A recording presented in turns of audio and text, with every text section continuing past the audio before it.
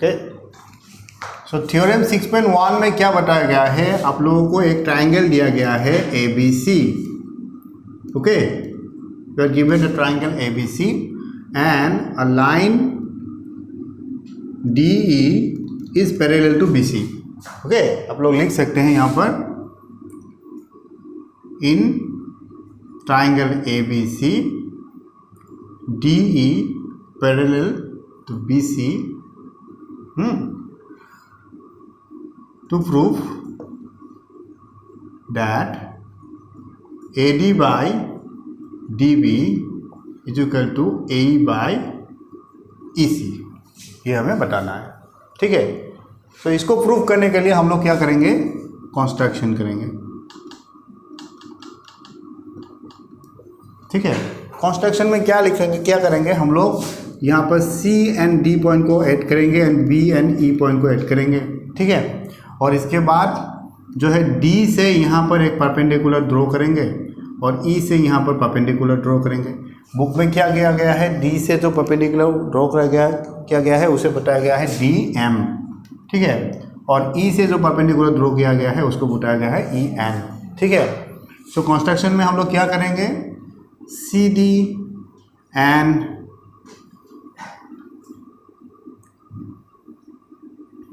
BE are drawn।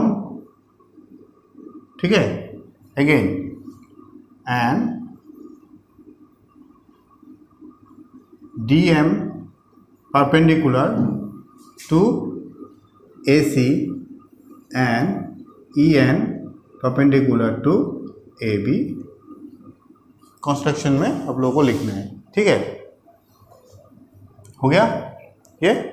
अब क्या करना है हमें, now see the triangle ADE, triangle ADE, ये वाला ट्राइंगल देखो।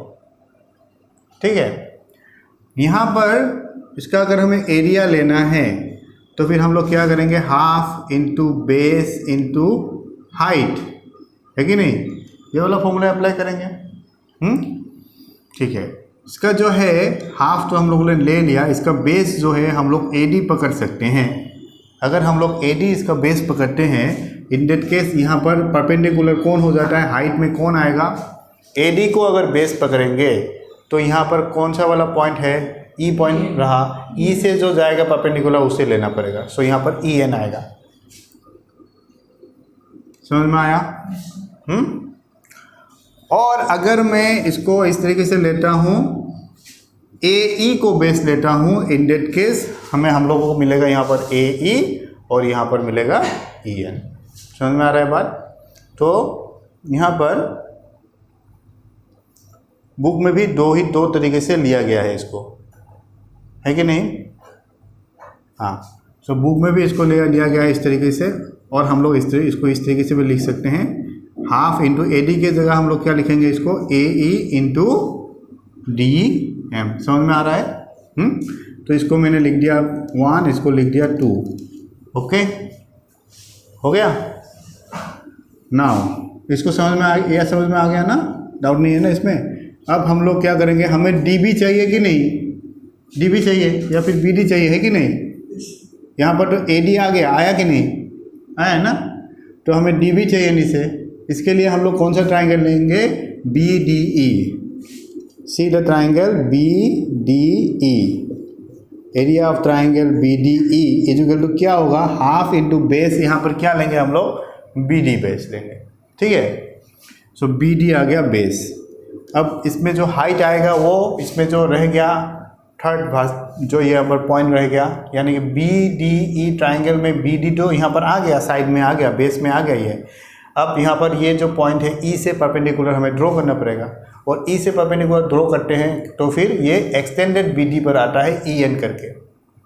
ठीक है, तो यहाँ पर जो परपेंडिकुलर होगा वो EN है, ये नोट करना है आप लोगों को। ठीक है, ये हो गया 3। हाँ, समझ में आ गया? अब सिमिलरली हमें अगर EC चाहिए तो इसको बेस लेंगे। ठीक है, सो ट्राइंगल कौन सा लेंगे यहाँ पर, area of triangle DEC।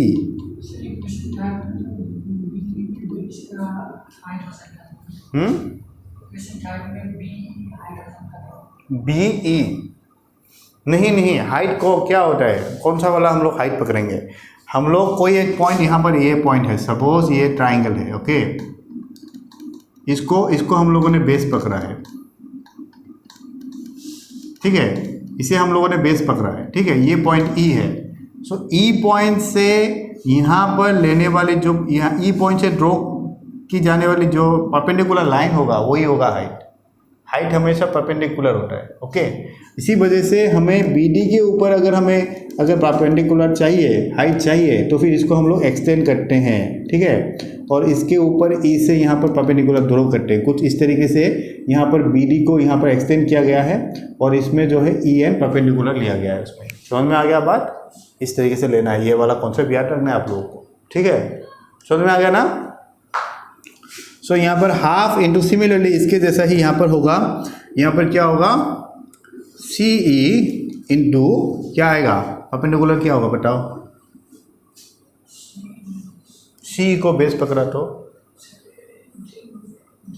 D M आएगा परपेंडिकुलर, हो गया, ठीक है। अब हमें ये रेशियो चाहिए कि नहीं, ये वाला रेशियो चाहिए है ना, तो फिर हम लोग ये 1 2 3 4 को किस तरीके से लिखेंगे ताकि ये रेशियो मिले? देखो यहाँ पर, देखो हम लोग ऐसे लिख सकते हैं 1 डिवाइडेड बाई 3,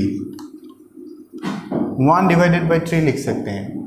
1 डिवाइडेड बाई 3 करेंगे तो फिर आएगा area of triangle A D E divided by area of triangle B D. आएगा नहीं? आएगा कि नहीं? तो यहाँ पर क्या आएगा देखो, half into A D into E N divided by half into B D into E N. आया?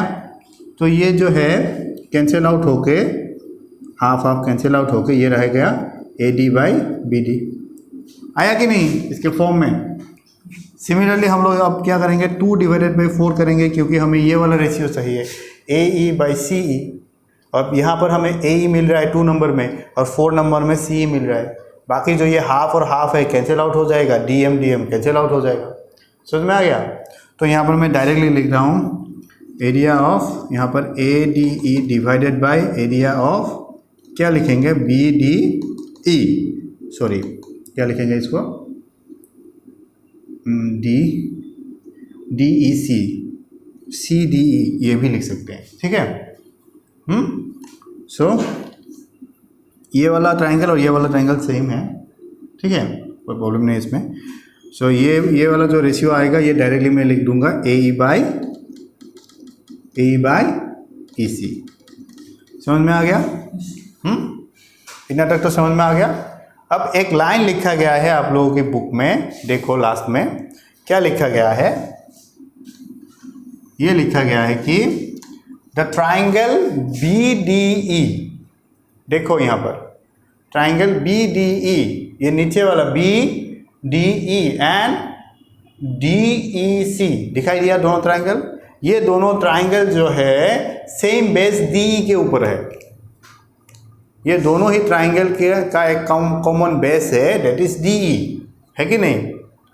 हाँ, एंड ये दोनों ट्राइंगल 2 पैरेलल लाइन के अंदर है, बीच में है। सो ये वाला जो है एक थ्योरम था क्लास 9 में, जिससे कि हम लोग बोल सकते हैं कि द एरिया ऑफ, ये वाला लाइन बुक से लिख लेना आप लोग, यहाँ पर ऐसे करके है, the triangle B D E and triangle D E C are on the same base, are on the same base, on the same base क्या है, डी ई, हाँ, and between the same parallel, and between the same parallel, between the same parallel D E parallel B C. Hence हम लोग क्या बताएंगे, the area of triangle D E B और B D E equals to area of triangle C D E. समझ में आ गया? हाँ, अब आप लोग इधर देखिए, इन दोनों में यहाँ पर ऊपर ADE है, ऊपर ADE है, नीचे क्या है BDE, हाँ, और यहाँ पर नीचे क्या है CDE, है कि नहीं।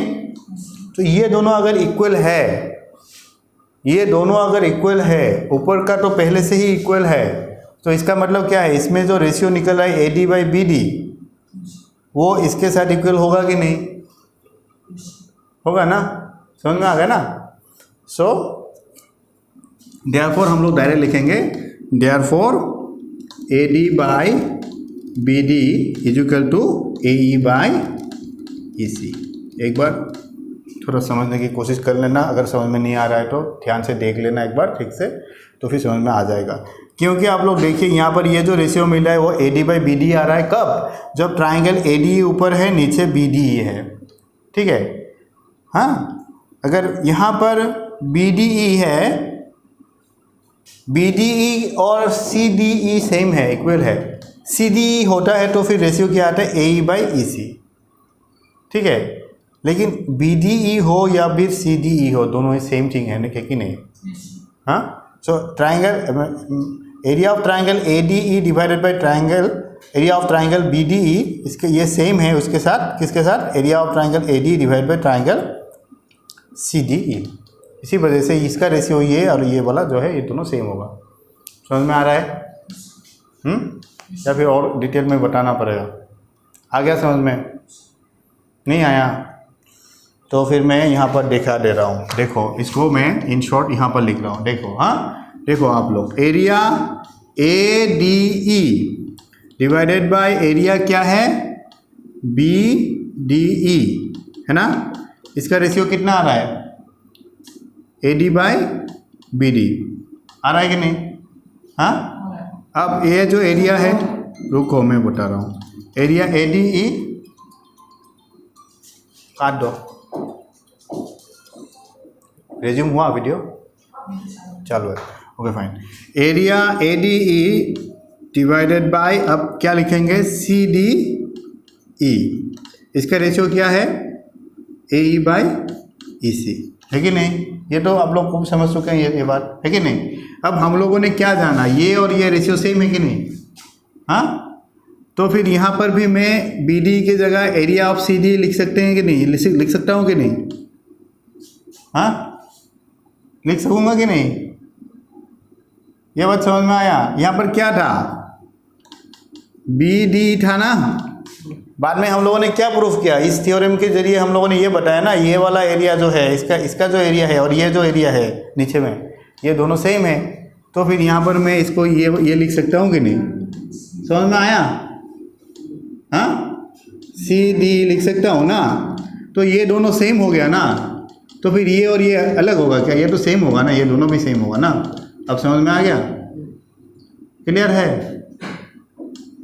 AD/BD is equal to AE/EC। Now clear, समझ में आ गया अभी। ये वाला आप लोगों को लिखना नहीं है, समझने के लिए मैंने यहाँ पर एक्सप्लेन किया। यहाँ तक आप लोग इसको इस तरीके से लिख लो, यहाँ पर ख़त्म है, ठीक है।